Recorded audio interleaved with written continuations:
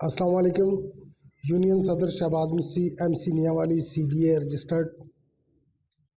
Sir इस वक्त असी एहतजाज की सूरत हाल कि साढ़े सेंट्री वर्कर मुलाजमीन ग्रीन एंड क्लीन अमला जोड़ा है उन्होंने 3 माह तो सैलरी नहीं दी गई।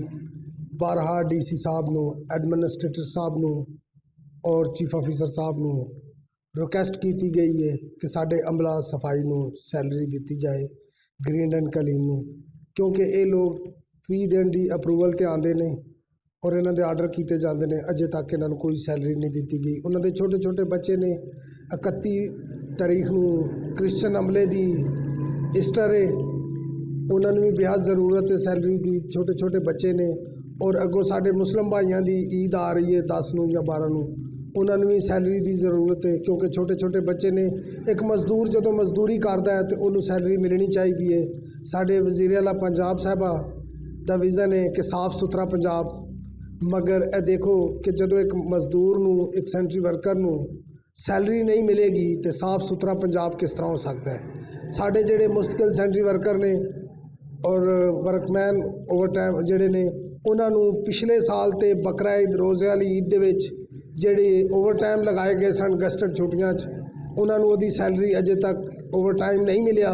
साल गुजर गया पिछला, अगों दोबारे ईद आने वाली है, बकरा ईद आने वाली है, मुहर्रम आने वाला है, मगर साढ़े मुलाजमीन नूं ओवर टाइम नहीं दिते गए। इस वास्ते असी DC साहब अगे, एडमिनिस्ट्रेटर साहब अगे और वज़ीर आला पंजाब साहब अगे रिक्वेस्ट करने कि ये साढ़े मसले का हल किया जाए, साढ़े मुलाजमां नूं ओवर टाइम और सैलरी टाइम ते दी जाए, ताकि साडा अमला भी खुश हो के ईद मना सके और अच्छे तरीके नाल काम कर सके। सानू काम करन तो इनकारी नहीं है, सानू एहतजाज का कोई शौक नहीं है।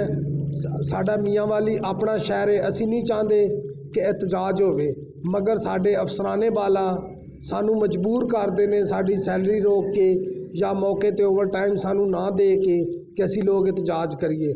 हुण असी इस टाइम DC साहब ने एक लैटर लिख चुके हैं कि अगर 31 तारीख तो पहले पहले साढ़े अमला एंड ग्रीन क्लीन की सैलरी और ओवर टाइम ना दिते गए तो असी यकम तो बाद एहतजाज शुरू करांगे और उन्नी देर तक एहतजाज करांगे जिन्नी देर तक साढ़े मामलात का हल ना निकले।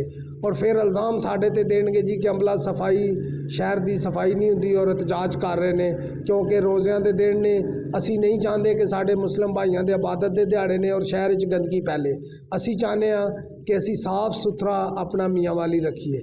वज़ीर आला साहबा इस दे उत्ते बहुत सारी गौर करो कि साढ़े ही सेंट्री वर्करां नूं बल्दियात दे विच पिसे हुए अमले दे नाल जुल्म हो रहा है कि वर्कमैन की पॉलिसी जारी की गई है सैकटरी लोकल गौरमेंट की तरफों, तो वह भी इसे ही अमला सफाई थे।